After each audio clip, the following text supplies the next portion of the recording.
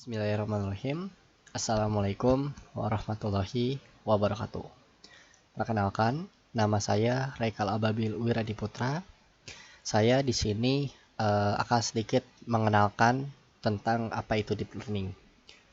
Untuk memenuhi tugas saya, tugas ujian akhir semester saya pada bagian 2 ini, yaitu tentang buatlah sebuah video penjelasan mengenai soal soal nomor 1 sampai nomor 3 pada bagian 1. Baiklah, mungkin langsung aja kita mulai nomor 1. Oke, baik. Untuk nomor 1, pertanyaan 1A itu apa perbedaan machine learning dan deep learning? Nah, salah satu perbedaan utama antara machine learning dan deep learning adalah performanya. Performanya ketika jumlah data terus meningkat, algoritma deep learning tidak mampu mengolah data dalam jumlah yang kecil secara maksimal. Hal ini dikarenakan algoritma deep learning membutuhkan data dalam jumlah yang sangat banyak. Sementara algoritma machine learning mampu mengolah data dalam jumlah yang lebih kecil atau sedikit. Nomor 1B, dengan pertanyaan apa tujuan dari pembelajaran training dalam pemrosesan data. Nah, tujuan pembelajarannya ini salah satunya adalah kita mampu merumuskan tujuan serta bentuk dari pengolahan data tersebut dan yang jelas untuk memenuhi segala unsur. Tujuannya untuk memenuhi segala unsur. Kita ke nomor 1C. Jelaskan perangkat yang digunakan untuk pengolahan data. Data menggunakan deep learning. Oke. Perangkat keras yang digunakan untuk pengolahan data tidak lain dan tidak bukan adalah GPU dan TPU. Yang mana algoritma model pembelajaran deep learning dapat memanfaatkan daya komputasi yang tinggi dari kedua perangkat tersebut, sehingga memungkinkan mempercepat pembelajaran deep learning dengan jumlah parameter model yang sangat besar. Kita ke nomor 2. Nomor 2A. Jelaskan topik pembahasan berikut ini. Topik mengenai yang A ini single perceptron. Single layer perceptron adalah sebuah jaringan saraf tiruan yang terdiri dari satu layer pemrosesan saja dan bisa dibilang merupakan salah satu teknik jaringan saraf tiruan yang paling sederhana atau yang paling simpel. Jaringan ini hanya memiliki lapisan input dan lapisan output. 2B yaitu topik tentang Bayesian probability.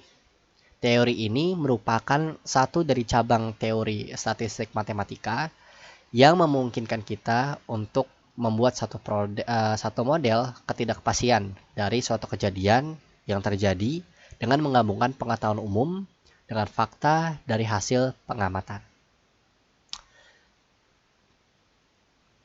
Untuk 2C yaitu topik tentang fungsi objektif. Fungsi objektif adalah sebuah persamaan matematika yang digunakan untuk mengukur secara kuantitatif kinerja sebuah model machine learning dalam mengaproksimasi sebuah fungsi yang memetakan atribut data input terhadap atribut label. Yang terakhir yaitu 2D, topik tentang lokal minima. Nah, lokal minima itu adalah suatu nilai minimum pada suatu daerah lokal, atau bisa disebut local point of view. Kita lanjut ke nomor terakhir, itu nomor 3. Dengan soal, jelaskan mengenai CNN atau Convolutional Neural Network berdasarkan 3A, berdasarkan konsep kerjanya. Konsep kerja CNN ini memanfaatkan proses konvolasi dengan menggerakkan sebuah kernel konvolasi atau filter berukuran tertentu ke sebuah gambar. Komputer mendapatkan informasi representatif baru dari hasil perkalian bagian gambar tertentu dengan filter yang digunakan. maka CNN hanya dapat digunakan pada data yang memiliki struktur 2 dimensi seperti citra dan suara. 3AB.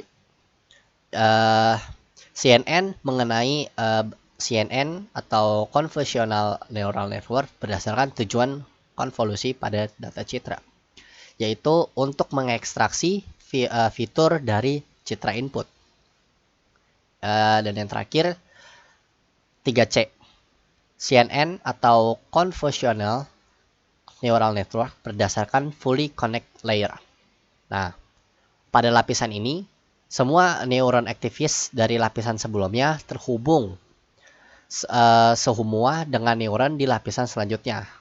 Jadi, lapisan sebelumnya itu terhubung dengan lapisan setelahnya, seperti itu. Seperti halnya jaringan saraf tiruan biasa. Setiap aktivis dari lapisan sebelumnya perlu diubah menjadi satu dimensi sebelum dapat dihubungkan ke semua neuron di lapisan fully connected. Lapisan fully connected biasanya digunakan pada metode multi lapisan perceptron dan bertujuan untuk mengolah data sehingga bisa diklasifikasikan. Oke, mungkin itu saja yang dapat saya sampaikan mengenai pengenalan deep learning, pengenalan mata kuliah deep learning. Kurang lebihnya mohon maaf. Wassalamualaikum warahmatullahi wabarakatuh.